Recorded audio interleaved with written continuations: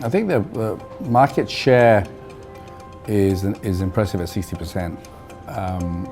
That obviously comes with some advantages in terms that competition becomes more rational when you control more of the market. But I think the market is growing, and so this isn't a stagnant 60%. We don't have to grow by taking market share from other airlines. We believe that we'll be doing a bit of both, and there's still a tremendous amount of growth available in the market. In terms of departure levy, I've spoken to many ministers, cabinet ministers, and I'm optimistic that it won't happen, but that's my own feeling. I think the Malaysian economy is now going from one that needs to be taxed to one that's focusing on growth. And I think tourism is one of the low-hanging fruits and is a great job creator. So I don't think the government, when initially it came in, there was a shortage in the deficit to make up for the deficit. I'm getting a feeling that there's less enthusiasm for the departure levy, but we will see. And PSC, you'll see many more statements about the privatization of airports, about low-cost terminals. You've seen some action already outside of Malaysia. So again, I'm very optimistic that there will be a win-win for everybody in PSC. Well, Indonesia, we have been very profitable before. Then we had a few tough years with the rupiah and natural disasters, etc. We're now back on the growth position again. Indonesia, my growth story in Indonesia is about tourism again, and airport policy. We got a low-cost terminal now in Indonesia. There's going to be more low-cost terminals and lower airport charges. The President Jokowi has been very focused on tourism, and tourism in Indonesia has only been revolving around Bali, but actually there's a whole lot more. We've recently opened Lombok. We're going to try and develop that into another Bali. There's Sorong, Raja Ampat. There are many, many more places that we think will have big tourism potential. So Indonesia's mostly focused on international routes, but we're building a nice little domestic business as well. And with Lion and Garuda increasing their fares quite dramatically, there lies an opportunity for AirAsia to get into domestic. I think India is, we're limited in taking all those slots because we just don't have the aircraft. Again, we're putting in quite a lot of aircraft into India. And we're in Bombay and we're in Delhi, which we never thought we would get the chance to be in those places, on top of our hubs in Bangalore and other areas. So India, the CEO told me that there's a chance that we might be profitable this year. Let's see. But revenue and fares are going out and the market's getting a bit more rational. I think with the advent of the Modi government, confidence is going to remain strong. There's a strong government, and so we'll wait and see. Well, let's focus on the revenue side. I think the two ways of looking at digital initiatives. One is to enhance existing revenue by using data and personalization. We should get a much better return for our investment and increase conversion and increase sales on our existing business, which is passengers and ancillary. We are now increasing our ability through AirAsia.com, BigPay, and Teleport of increasing our ancillary revenues by building new businesses. So it's all linked. Right now, ancillary includes selling hotels, food, etc., but limited. Now that we have AirAsia.com, we can really start selling hotels in a big way. We can really start selling activities in a big way. Our whole cargo business is going to be growing significantly through the combination of all the cargo fleets into one, i.e. it's no more AirAsia Indonesia Cargo, AirAsia Philippines, it's just AirAsia Cargo. So the businesses remain the same on the revenue side, but digitalization and the setting up of strong business units will increase passenger revenue using data tools, and ancillary income will grow by more focus and more real estate space we're giving on our very powerful AirAsia.com and our apps. I think the reality is I've always been whatever is most efficient for the company. When I started this company, lease rates were almost 1.1, 1.2% of the aircraft price. Lease rates have now gone down to 0.6, 0.7, 0.8, and so it's a much, interest rates are completely different from where they were. Taking that account, there's been a lot of capacity in the leasing market, so leasing has become very cheap and efficient. So we'll do whatever it takes, and it's ironic, when I owned all the planes, analysts were saying, you own too many planes. Now we lease all our planes, analysts are saying you've leased too many planes.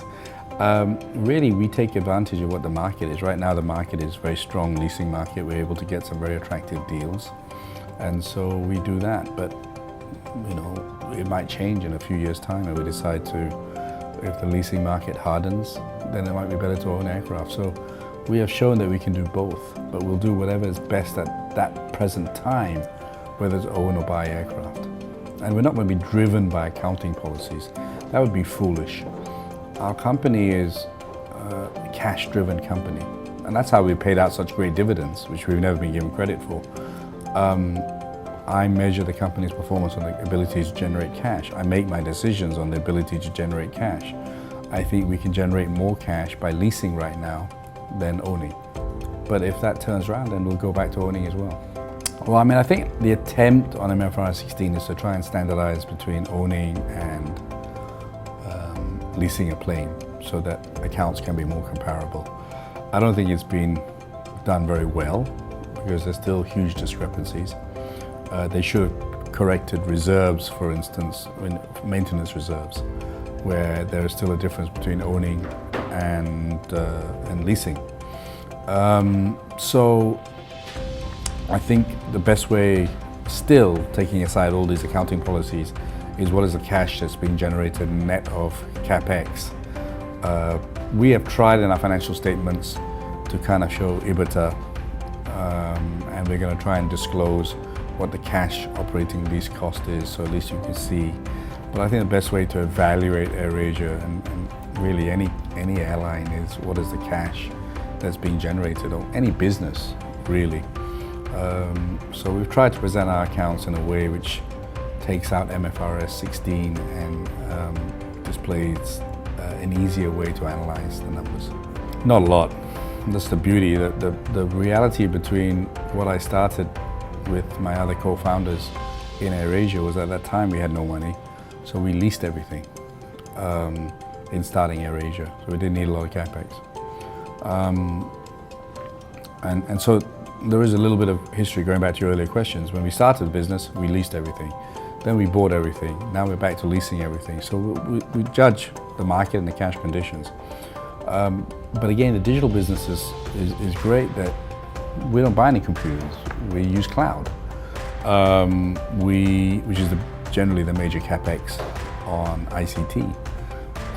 So not a lot of Capex is required because most of the computers now are on the cloud, and most of the data is on the cloud. And secondly, the real cost is really people cost, so not a lot of Capex. I think the beauty of AirAsia is that we built a very strong data acquisition business, and we are flying almost 100 million people a year now. We have a big loyalty card. So one of the biggest costs, and whenever you talk to a data company or digital company, they'll say, oh, we're almost profitable, less acquisition costs, right? I hear it more and more and more. The reality is there is an acquisition cost. The beauty of AirAsia is that really most of the acquisition costs we have already through our database. So I don't see our digital businesses being cash negative for long or very much, but really quite positive going forward. Our cargo business, what's different from the traditional cargo, most people just sell their cargo space to some freight forwarder. In our case, we're trying to build direct relationships with suppliers, with users, so Mercedes-Benz or Zuli Pharmacy or anyone will come direct to us. And two, we're trying to build a whole new business, again, direct to the consumer. If you think about it, the similarity with AirAsia is so similar. When we started AirAsia, we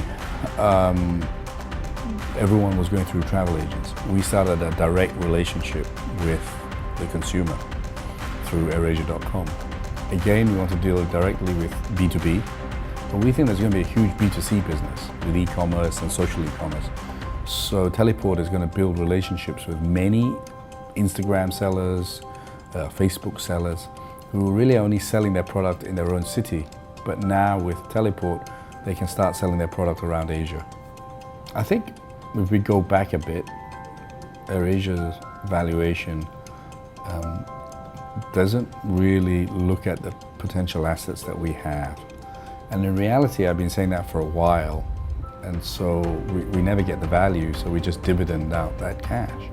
We've dividended out a tremendous amount of cash because it's better for the shareholders to get that cash than it just building up, and our net asset value doesn't go up by having that cash. We're not getting value for it. So again, I think we're on the second verge of creating value. The first kind of initiative was our fixed assets, our academy, our planes, etc. And the last one being our ground handling equipment. We may have one more in engineering, but we have a whole bunch of digital assets. And AirAsia is a digital company. We started selling tickets on the internet before any other airline in Asia did.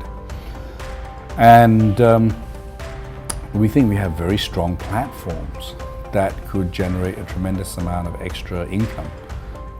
We talked about it in terms of hotels, activities, etc. There's no reason why AirAsia.com cannot be another very powerful OTA. 40 million visitors come to our website and app every month.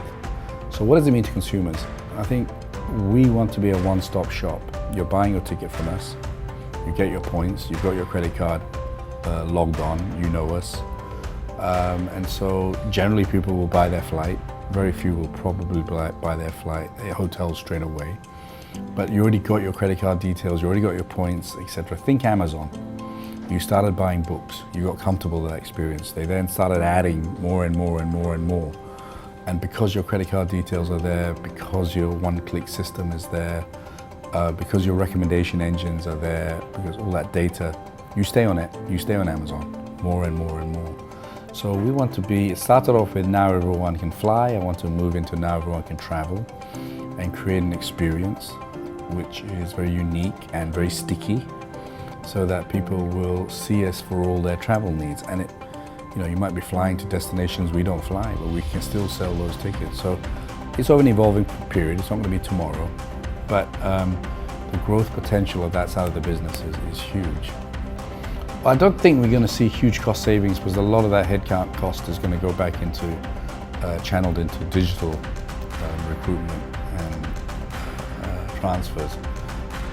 But I think over time you will see that as a percentage coming down, not absolute numbers, because obviously the revenue from digital will start growing. The 10% in headcount cost is generally coming from digital initiatives. One AirAsia initiatives where we're removing duplication and operational efficiencies that we're gathering from facial technology or online boarding or online check-in, or bag drop. So mainly in operations and commercial, we will start to see the drop in headcount.